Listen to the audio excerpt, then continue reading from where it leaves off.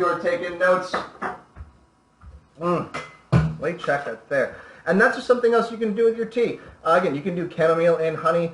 You can choose to take your passion tea and make like a pink simple syrup, a hibiscus simple syrup. That's great with lemonade, it's great with lime, great with tequila. A lot of different things you can do. And now you have the time to experiment, have some fun. You probably got some sugar in the cabinet. And speaking of sugar, it could be white sugar, could be brown sugar, could be agave nectar, could be honey syrup, could be maple syrup.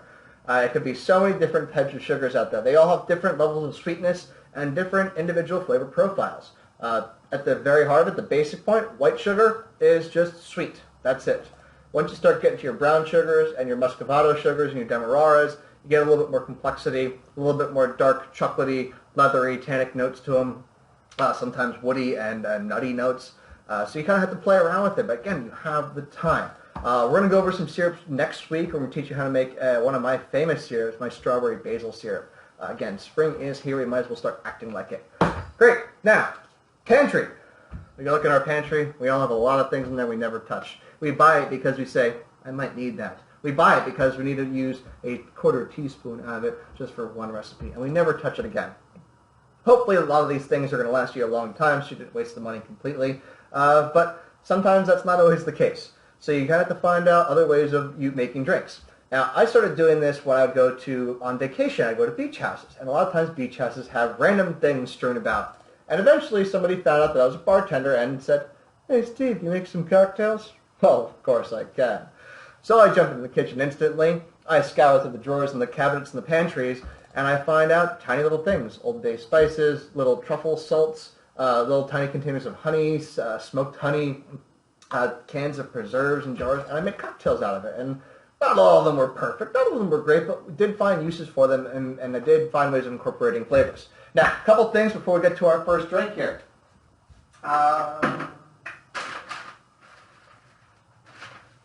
Salt.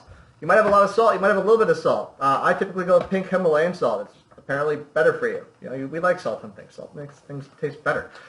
You can use your salt to make lime salt, citrus salts, different rimmers for your margaritas if you want to get there. If you have a spice cabinet full of cayenne peppers and paprikas and different things like that, go to Pinterest, go to Google, just start typing in spice blends or cocktail rimming blends and what you can do. And just a little bit of, add a little bit of spice, add a little bit of spice, teaspoon, teaspoon, teaspoon, until you get it when it's right. Coconut flakes. You can use coconut flakes to help make a syrup. You can use coconut flakes as a garnish. You can throw coconut flakes in a blender with some alcohol and some ice cream and some almond milk and make a really, really cool painkiller twist, which we might have to do in this, maybe not today, but marshmallows. All right, we're in springtime. It's not wintertime. It's not kumbaya s'more season just yet. But you can use marshmallows on top of an Irish coffee instead of cream. For those of you who can't have dairy, you can have marshmallows.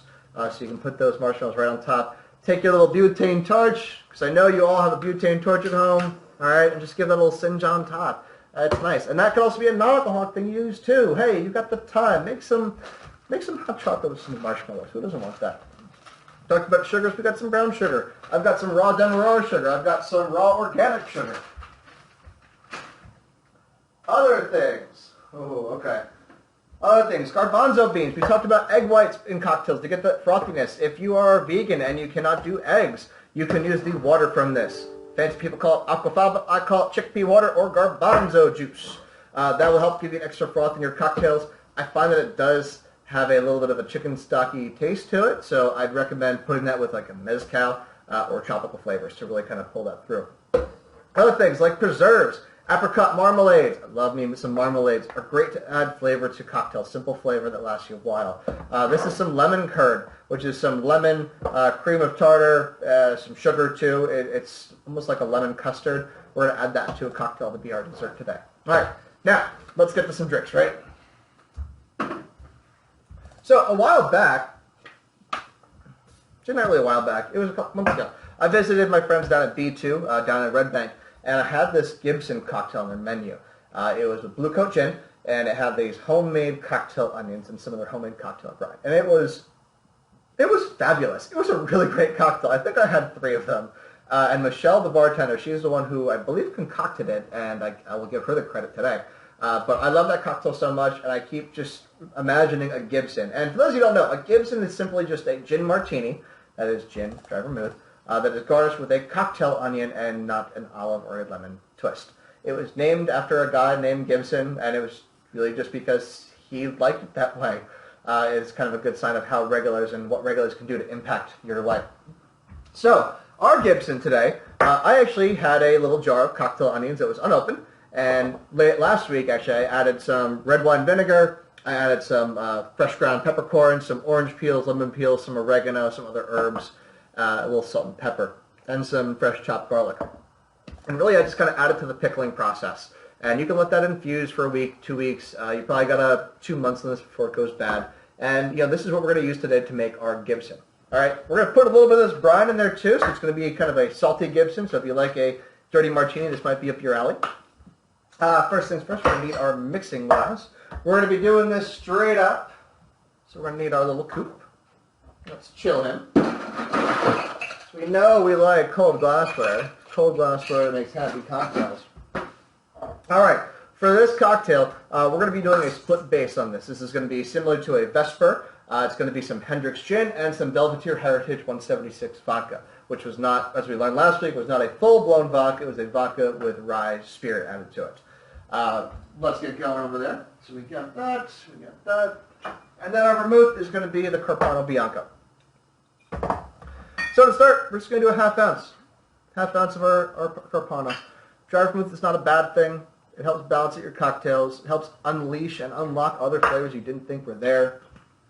And there's different vermouth out there. So if you understand the essence of flavor and that vermouth is adding flavor and there's other vermouths, there's this whole other world of flavor. So if you're a martini drinker and you like a good classic martini, I invite you, expand your horizons, try something different while you've got that time.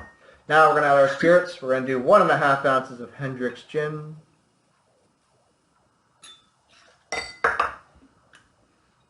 And then 1.5 ounces of our Belvedere Heritage vodka.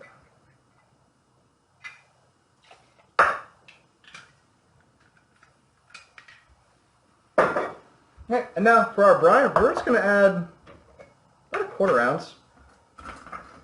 1/4 ounce, yeah. Let's do 1/4 ounce. Try and get stuff out, all the stuff in there. Yeah, we'll get a little bit of floaties. About 2 bar spoons. We'll make it 3. We'll make a little bit more flavor in our life. Okay, we're going to need you in a minute. Okay, we'll add our ice.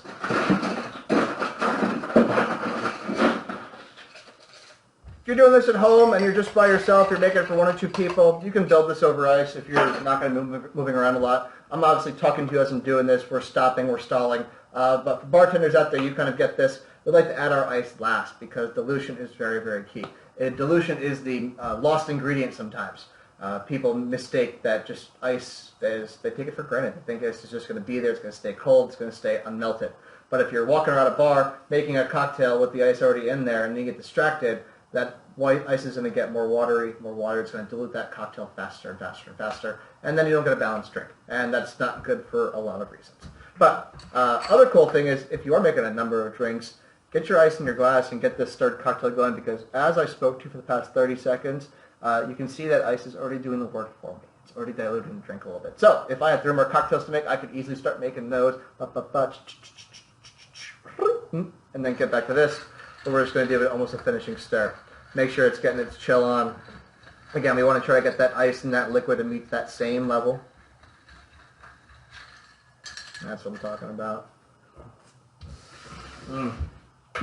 Yeah, that brine comes through. It's not overpowering. It's not taking over the cocktail, but it's just saying, hey, I'm here. I'm here to party. Now, this is a smaller coupe glass, so I do have a little bit of excess.